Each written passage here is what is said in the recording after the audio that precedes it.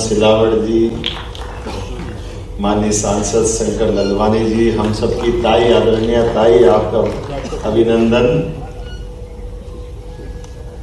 और महापौर पुष्पमित्र भार्गव जी, माला दीदी का तो स्नेह और उनका आज का जो चेहरे का आभा मंडल कार्यक्रम के साथ खिलता जा रहा आनंद अलग प्रकार से भी। आज सम्मानित होने वाले माननीय सुप्रसिद्ध कविवर और पूर्व विधायक माननीय सत्यनारायण सत्तन जी, डॉक्टर सत्यनारायण जेठिया जी, माननीय जगदाले जी, श्री संजय जगदाले जी, माननीय पराग शुक्ला जी, इस अवसर पर आमंत्रित सभी आगंतुक अतिथिगण, भाइयों बहनों, पत्रकार साथियों, सच में राष्ट्रनीति के शिखर पुरुष, राजनीति के अजात शत्रु और विचारों की दृढ़ता और भारतीय लोकतंत्र की मर्यादा के प्रति भारत रत्न अटल बिहारी वाजपेयी जी की स्मृति पे आयोजन, मैं आप सबका प्रणाम करता हूं, आप सबको बधाई देता हूं। इतना ये सुंदर आयोजन, हम सबका सौभाग्य। हम में से अधिकांश लोगों ने अटल जी को देखा भी है। नई पीढ़ी के लिए जरूर थोड़ा सा गैप हुआ है, लेकिन सच में एक ऐसा व्यक्तित्व जिसने अपने जीवन के प्रत्येक क्षण में अपनी हर एक जगह, यद्यपि प्रारंभ में अटल जी ने अपनी संघ के प्रचारक के रूप में अपने जीवन की खुद की धारा तय की, और ये संघ का सौभाग्य, हम सबका सौभाग्य, संघ का 100वां शताब्दी वर्ष भी चल रहा है, तो हमारे प्रचारक को याद करके हम गौरवान्वित भी हो रहे हैं, जिसके लिए हमारे एक अलग एहसास से हम गुजर रहे हैं। और ऐसे भारत माता के चरणों में सत नमन करने वाले, अपने जीवन को होम करने वाले अटल जी, जिनने प्रचारक करके तो जीवन में अपना कदम बढ़ाया, लेकिन पत्रकार बन के भी राष्ट्र धर्म पांचजन्य इतने प्रकार से उनने अपने आप को, और लखनऊ से नानाजी देशमुख, ये तीनों ने अपनी जो जिस प्रकार से यात्रा प्रारंभ की, और अटल जी का उसके बाद का क्रम भी हम सब याद रखें कि अटल जी बाद में जनसंघ के जमाने से जनता पार्टी, भारतीय जनता पार्टी, हर काल हर युग में ऐसा लगता है कि हमारी राजनीतिक यात्रा वाली इस पार्टी में अगर अटल जी का थोड़ा सा स्थान एक तरफ करे तो ऐसा लगता है कि बहुत गैप हो जाएगा, बहुत कमी रह जाएगी। और समान रूप से भारतीय लोकतंत्र के लिए एक ऐसा लोकसभा में बोलने वाला व्यक्तित्व, जिसकी दहाड़ से हर प्रधानमंत्री अपने आप में अपने कर्तव्य के प्रति सचेत होता था और मन से तारीफ करता था कि हाँ, हमें गर्व है हमारी इस पार्लियामेंट में अटल बिहारी वाजपेयी जी का एक ऐसा व्यक्तित्व है, जिसके आधार पर दुनिया का सबसे बड़ा लोकतंत्र गौरवान्वित होता है।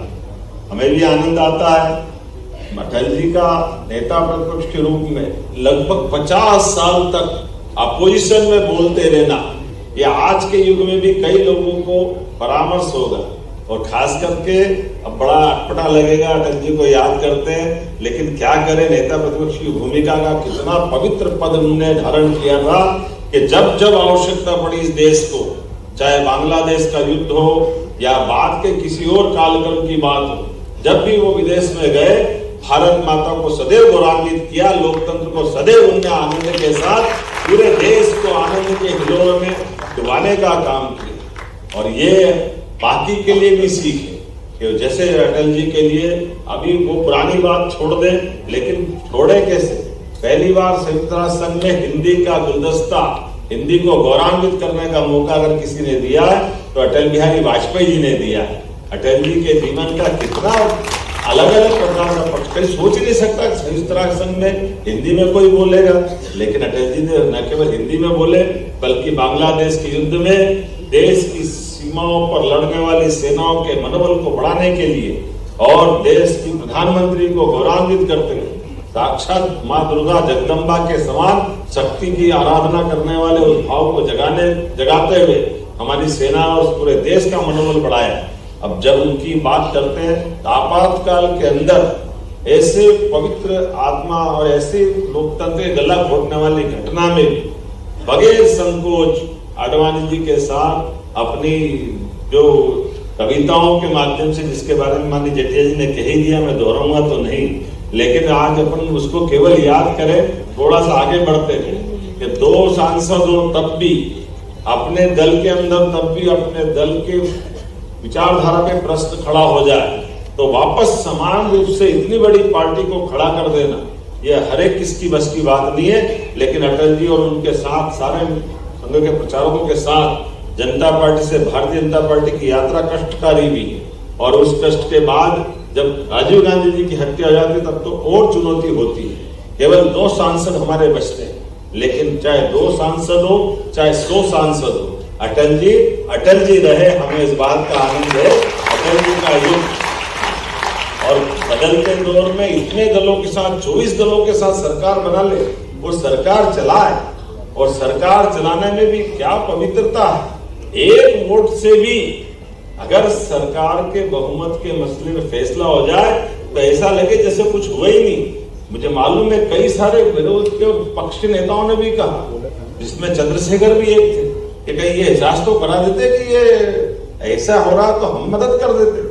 लेकिन अटल जी के शब्दों में एहसास होगा कि अगर इस पाप के तरीके से बनाई गई सरकार को तो टीपीए से भी पकड़ना पसंद नहीं करेंगे। इतना पवित्रता का मन का भाव कि सरकार जाए तो चली जाए। सरकार के मामले में जो अपना उनका तरीका है, और 24 दलों के, आप ये कभी कल्पना करते हैं कि ममता जी को तो आज भी कंट्रोल करना मुश्किल है, अटल जी ने सरकार कैसे चली होगी तो आज तो बंगाल का जो धमाल चलता रहता ममता का, वाकई कमाल है। क्या ममता, क्या जयललिता, पता नहीं अटल जी कैसे इनको पूरा पाड़ते होंगे, कमाल ही कर देते हैं, कैसे काम करता हो। और मायावती, हाँ, एक से बढ़ के एक, क्या मायावती, क्या जयललिता, क्या ममता, सब जगदम्बा ही जगदम्बा, आनंद ही आनंद, कैसे काम चलता होगा। लेकिन अटल जी आनंद के साथ आराम से धीरे धीरे, और उनकी दुनिया भी कैसी थी, सरकार चलाई तो कैसी चले। हम तो सब आनंद के साथ, इतने दलों की सरकार चलाए तो कलेजा चाहिए। और सरकार चलाने में भी जिस प्रकार से उन्होंने परमाणु बम के मसले पर निर्णय कराया और किया कि हाँ, भारत को शक्ति संपन्न होना चाहिए, भारत को स्वाभिमान के साथ जीने का अधिकार है, तो आनंद आता था। एक साथ नहीं फोड़े, रोज एक बम, आज एक बम फोड़ा, पूरा देश उछल गया, दूसरे दिन फिर दूसरा फोड़ दिया। लोगों ने कहा प्रतिबंध लगा देंगे, तो तीसरे दिन फिर फोड़ दिया। हमने कहा अब तो बिल्कुल बात नहीं करेंगे, चौथे दिन फिर फोड़ दिया। ये अटल जी कर सकते थे। जितने चिड़ा के, मैं मालवी भाषा में अगर बोलूं तो तो आदमी को थोड़ा खजवाने के काम की दृष्टि से, लेकिन देश के स्वाभिमान के लिए जो आनंद के साथ उसने अपने लिए देश की धारा बना के सिखाई, वो हमको उस परमाणु बम की ताकत के साथ भारत को शक्ति संपन्न बनाने में जो योगदान उन्होंने दिया, और जो उनका वाक्य है कि सब बदल सकते, पड़ोसी नहीं बदल सकते, इतने प्रकार से प्रयास किए, ये अटल जी ही कर सकते थे। पाकिस्तान से भी कोई परेशानी नहीं। लेकिन अगर पाकिस्तान ने गड़बड़ी की है तो टाइगर हिल की लड़ाई को, एक एक दिन को याद करो। हमने न केवल टाइगर हिल में स्वाभिमान को बचाया, अपने देश की सीमाओं की रक्षा करके भी दुनिया में संदेश दिया। ये अटल जी ही कर सकते थे। हम सबका सौभाग्य जिस प्रकार से पाकिस्तान ने हमारी सीमाओं के अंदर आकर के, लेकिन एक नहीं बहुत सारी बात बोल सकते हैं। आज बोलने का नहीं है समय, केवल सुनने का है। और आज अटल जी का जब जन्म शताब्दी वर्ष मना रहे हैं तो उस आनंद में भी हम डूबे।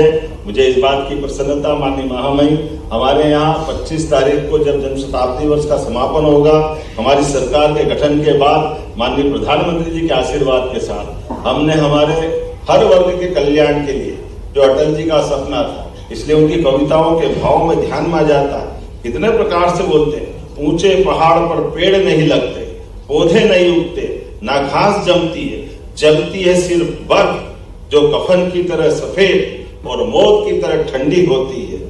खेलती उससे, बर्फ से क्या होता है ये अटल जी बताते हैं। खेलती है खिलखिलाती नदी, जिसका रूप धारण कर अपने भाग्य पर बर्फ बूंद बूंद रोती है।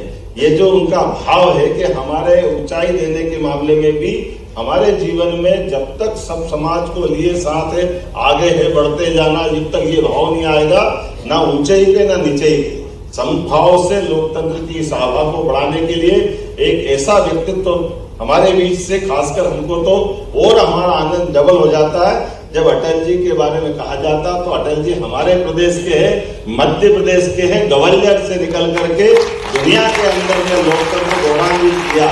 आज उनकी जन्म शताब्दी वर्ष मना रहे हैं, तो उस आनंद में हम सराबोर हैं। और अटल जी की जन्म शताब्दी को हम इसीलिए उद्योग रोजगार वर्ष के समापन के अवसर पर एक ही दिन में माननीय गृह मंत्री जी के माध्यम से 25 तारीख को ग्वालियर से 2 लाख करोड़ से ज्यादा के उद्योगों के भूमि पूजन लोकार्पण अटल जी को समर्पित करने वाले हैं। हमने इस कार्यक्रम की रचना बनाई है, क्योंकि ये सच्ची श्रद्धांजलि अटल जी के लिए होगी।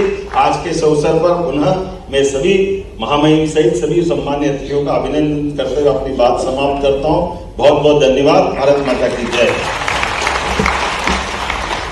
निश्चय ही मोहन जी एक श्रेष्ठ नेतृत्व करता तो है ही, लेकिन जमीन से जुड़ा होना और लोग से जुड़ा होना, ये उनके उद्बोधनों में भी हम सब लोग अनुभव करते हैं। विशेष करके स्मरण कराया उन्होंने पोखरण के विस्फोट का, स्मरण कराया कारगिल के युद्ध का।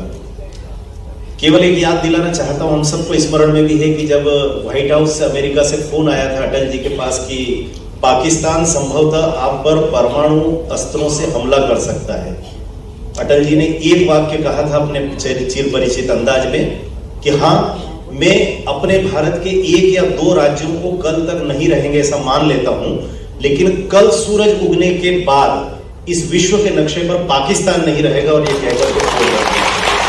मुझे लगता है कि अटल जी का ओजस्वी तेजस्वी चेहरा था। अब मैं आमंत्रित कर रहा हूं श्रद्धेय राज्यपाल जी को, आदरणीय मंगू भाई पटेल को, देव दुर्लभ कार्यकर्ताओं की जिस श्रेणी में हम अटल जी को देखते हैं, उसी टोली के एक वरेण्य सदस्य श्रद्धेय मंगू भाई पटेल भी रहे हैं। आदरणीय राज्यपाल जी।